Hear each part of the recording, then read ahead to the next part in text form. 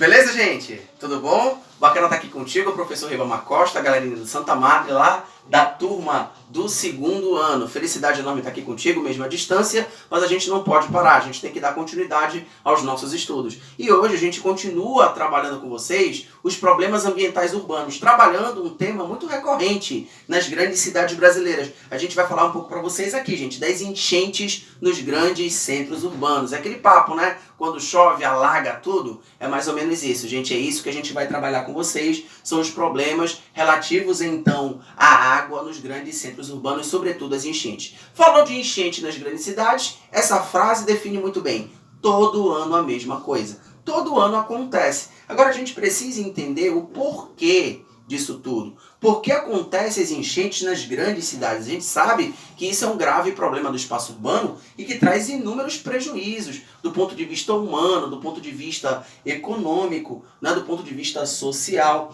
E a gente sabe que as enchentes, elas têm causas naturais e também causas humanas, causas antrópicas. Elas podem ser acirradas pela ação do homem. Para a gente entender as enchentes, é necessário a gente entender essa imagem, galera. Eu quero que tu foque aqui, tu dê uma olhada nessa imagem, porque ela vai dizer pra gente, vai mostrar as partes constituintes de um rio. Eu posso jogar para vocês o slide dessa aula lá no Google Classroom, para que tu dê uma olhada melhor nessa imagem, ok?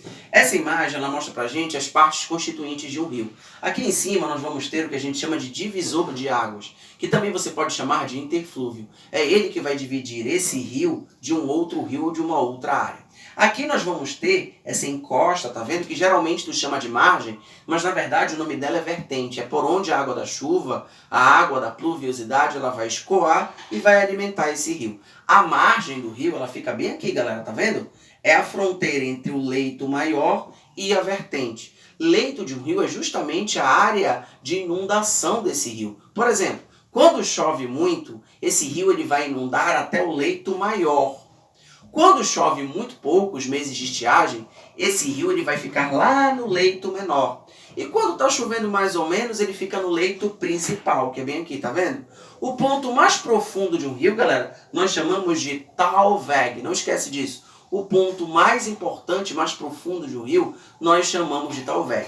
Tu deve estar te perguntando o que é que isso tem a ver com enchente. Calma, a gente vai associar para vocês os aspectos constituintes de um rio justamente com aquilo que vai acirrar esse processo de transbordamento dos rios nos grandes centros urbanos. A gente sabe que o homem contribui decisivamente para isso. A gente sabe que isso vai acontecer justamente por conta do quê? Por conta do processo de urbanização que aconteceu nos países pobres, países subdesenvolvidos. A gente sabe que muita gente vai se transferir do campo para a cidade e a cidade ela passa por um processo que a gente chama assim de inchaço urbano. Muita gente vivendo no espaço da grande cidade. E isso vai fazer com que a gente tenha a formação então de áreas que a gente chama de bolsões de pobreza, ou a gente chama em alguns lugares, como por exemplo no Rio de Janeiro, de favelas, ou seja, regiões, espaços informais que tem toda uma precariedade do ponto de vista de acesso à água, de acesso, né, à infraestrutura.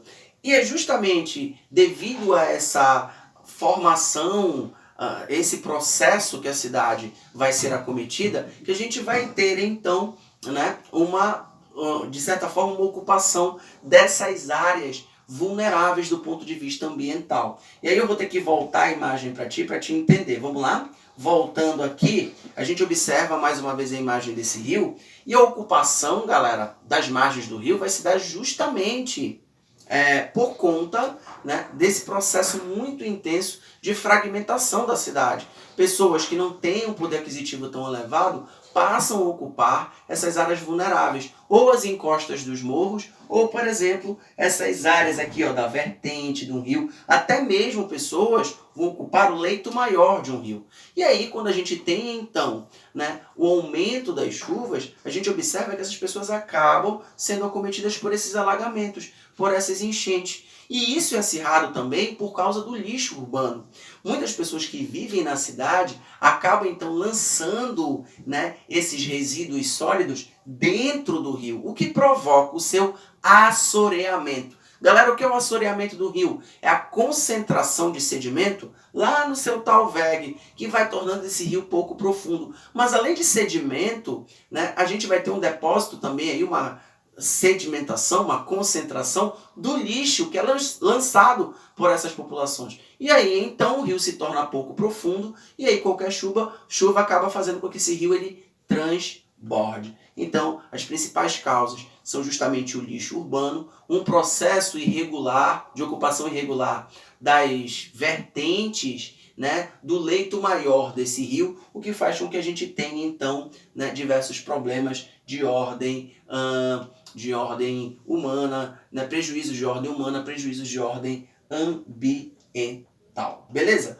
Outra coisa que contribui bastante para isso é o processo de impermeabilização do solo da cidade, com asfalto, com concreto, que faz com que essa água não infiltre, gente. Essa água ela acaba escoando superficialmente e aumentando o volume desses rios, que acabam então transbordando, acabam então, de certa forma, elevando, né, as águas do leito maior desse rio e, consequentemente, levando o seu transbordamento. Não esquece que nas áreas urbanas a gente vai ter também muitas doenças de veiculação hídrica, como a cólera, como a esquistossomose, como a leptospirose, que acabam então sendo disseminadas por conta do quê? Por conta do transbordamento desse rio que atinge essas populações que vivem no seu entorno. Beleza? Então, gente, enchentes foi o tema da aula de hoje, eu espero que vocês tenham aproveitado. Na última aula a gente viu inversão térmica e lá no Google Classroom a gente vai colocar uma atividade para vocês de inversão térmica e também de enchente nas grandes cidades. Galera, muito obrigado, valeu, grande abraço a todos, tchau!